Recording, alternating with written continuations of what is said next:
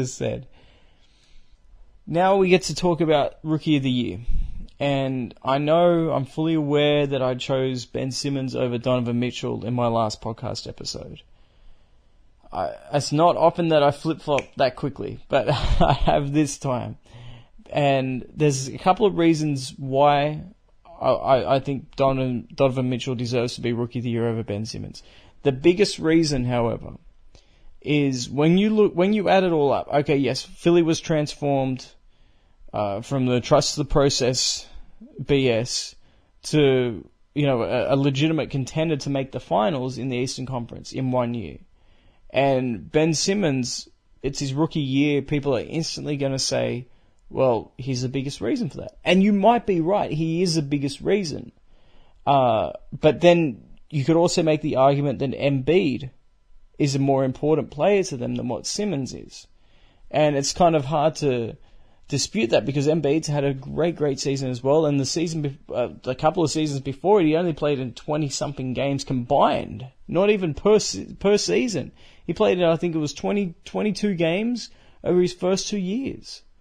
So not only did they bring in Simmons, but they essentially got Embiid as well. And then on top of that, they've added Ilyasova, they added JJ Redick, they added Amir Johnson, of course Marco Fultz, who was the number 1 pick overall. He didn't really contribute a whole lot, but down the stretch he's been playing pretty well. Covington, I'm not sure if he was a rookie this year, but he's definitely a young player. He definitely didn't do anything last year that was noteworthy because I don't remember him playing at all. They also added Marco Bellinelli. So the point I'm making is it wasn't just the one addition of Ben Simmons to this roster, and instantly they went from being a perennial contender to get the number 1 pick in the NBA draft to being a contender to win the entire Eastern Conference. If that was the case, then sure, there's no argument for Donovan Mitchell. There's no argument for anybody really in the history of the NBA, with the exception of maybe 5 guys, to be Rookie of the Year ahead of Ben Simmons. But let's place a little bit of context to Ben Simmons. And yeah, all the stats and everything, but he has had a lot of help in getting there. Philly is not a one-man team, and that's why they are legitimate contenders to win the Eastern Conference. On the other end of the debate, and you're looking at Donovan Mitchell, and more specifically the Utah Jazz, they lost Gordon Hayward, but they brought in Ricky Rubio, who was essentially off the scrap heap. Minnesota didn't even want him. And they made some trades throughout the season. Obviously, they let Joe Johnson go. They traded Rodney Hood, and they were able to bring in Jay Crowder. But if we're being honest about those moves, at best, from a talent standpoint, they're neither positive or negative.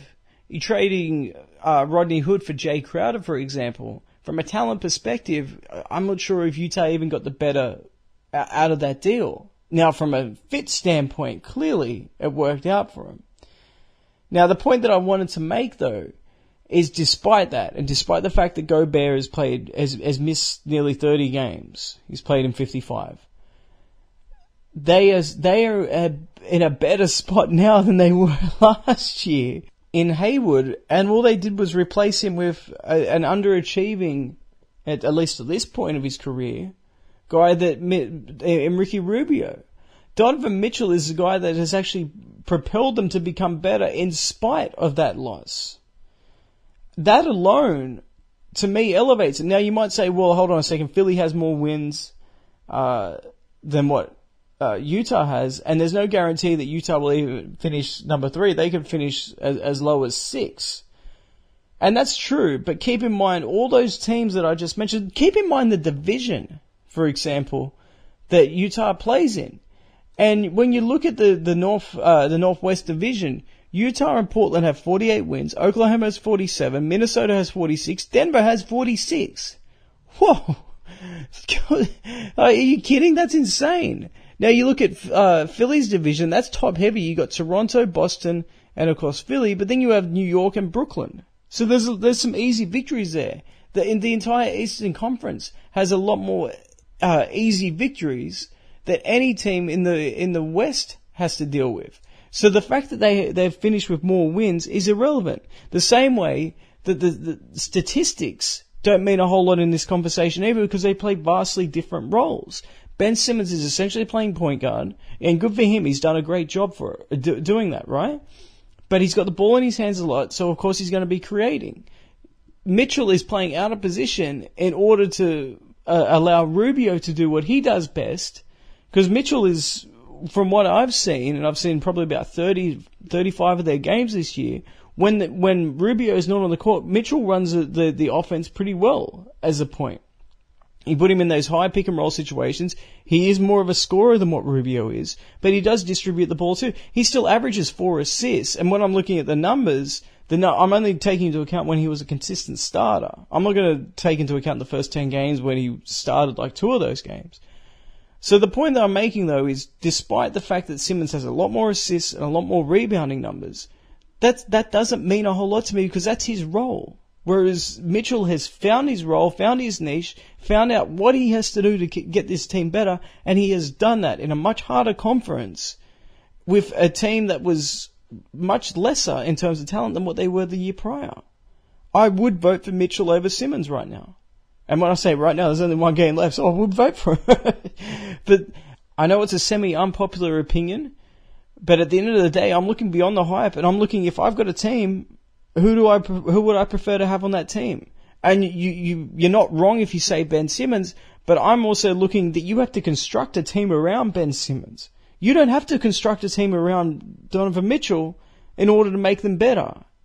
And if you replaced Ben Simmons with Donovan Mitchell in Philly, would they be as good? Maybe not, because it's a different role.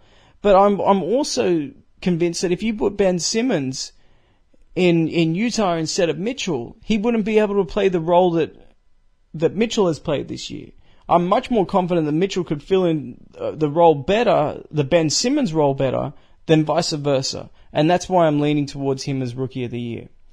Anyway, guys, this was really an impromptu podcast because history is about to be made. It's going to be probably the most exciting final day in NBA regular season history. So enjoy it. I will be doing a playoff preview once I know what the actual seedings and the matchups are going to be. So look forward to that. Take care, guys. I hope you enjoyed the show, and I hope you enjoyed the games today.